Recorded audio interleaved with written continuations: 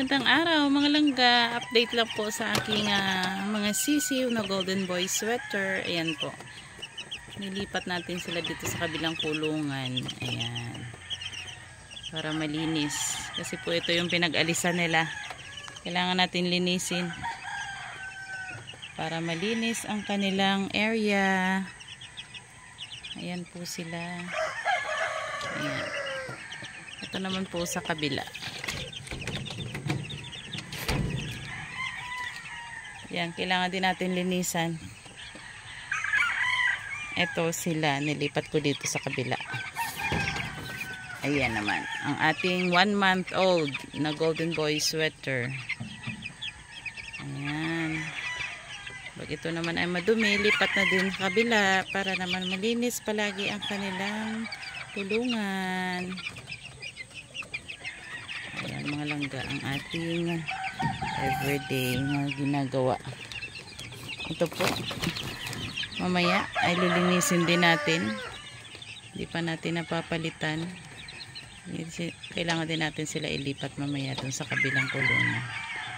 Ayan, for now, ito muna po ang aking update sa aking mga alaga. Ayan po, medyo madumi pa sila. Ayan, diba? Ang ating mga alaga ay kailangan linisin. Ito pa, ang kanilang patukaan, kailangan din natin linisin. At para naman hindi sila magkasakit. Nakakatuwang makita masigla sila, malinis ang kanilang area. Yan po, kapapalit lang natin ang kanilang vitamins. Hindi natin sila pwedeng pabayaang madumi at madali silang magkasakit. Ayan mga langga, for now. Everyday, daily routine ko. Alagaan, linisin, pakainin. Ayan, nilagyan ko ng harang mga langga at baka lumusot ang kanilang katawan dyan. Ang hirap nilang hulihin. Meron ba po tayo dyan? Ayan sila, ang ating sweat hatch. Ayan. Dito ko inuubos ang oras ko everyday sa linis, pakain. Ayan, paubos ang kanilang pagkain.